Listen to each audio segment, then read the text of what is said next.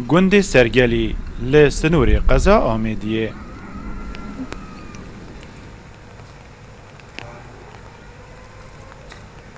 Şêrwan Amirê xwe helgirtin.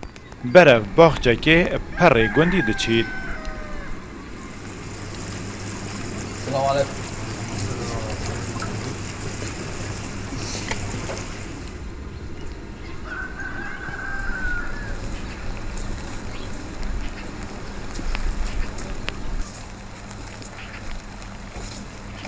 Dest bi kolana erdî kir. Da ku cerkê jajî bînte derê.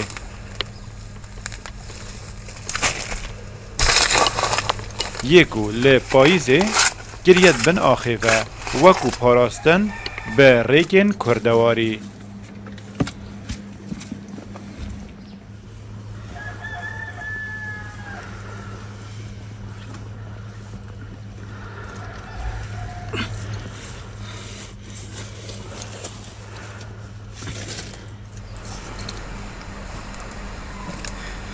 ما شاء الله برانك برحمة وشو ديالتك سباز بخدمك كلوس كي خوي جوجينا داي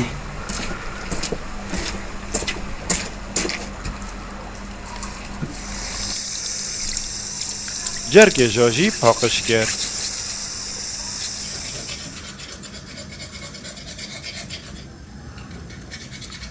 اوام فهم کری بری من او بومنی هوته گفتیم بعد من دیدی چی با پیرین ماجی چت اف ساده نبید یعنی سلاجه آن حسا کهرباء نبی کلوس که جوجی بینده بخو کنده داد بنا سکانیا که دو بنا عاده که بخو فشرن بزوستانه بجو کیفته تو کیش هیوی بخو بنیا داری کیش وقتی تو دنیا داری او منیت سا عندك هیوا صوب صوب جهنه يعني خوش 5 كيلو هي تو فيجو 5 كيلو فيت تو فروشي باب که قلت يا من حطوا ورقه كشي دو ورقه جي كلوس كي خدمه من هذاك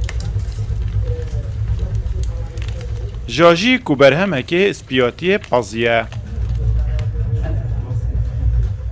Şêrwan havînê pazî bixwedand ket lê zivistanê namînîtin. Jajî îna nav malê da.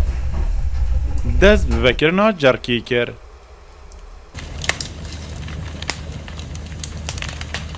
Sopa daran jî ya şarandiye. Wek nîşaneka zivistaneka sar.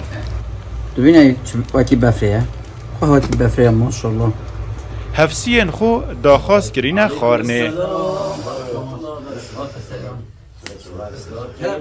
Ji ber ku jajî berhemekê spiyatiyê paziye û pameka taybet heye.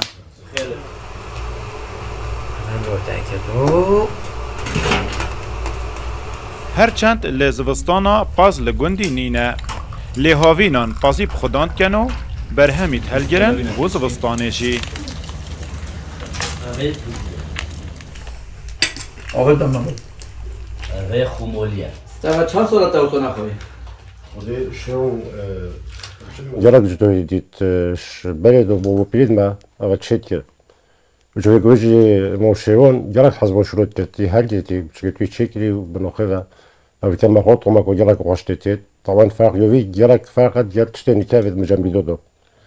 Ek şaveni kam modyon yarak çiten ave qadima vakit bejmru fatin تقريبا ايشوف راجي قينونا مروي Rêkên helgirtina spiyatî û rengên fêqî bi rêkên hişikkirinê li gundan hebûn.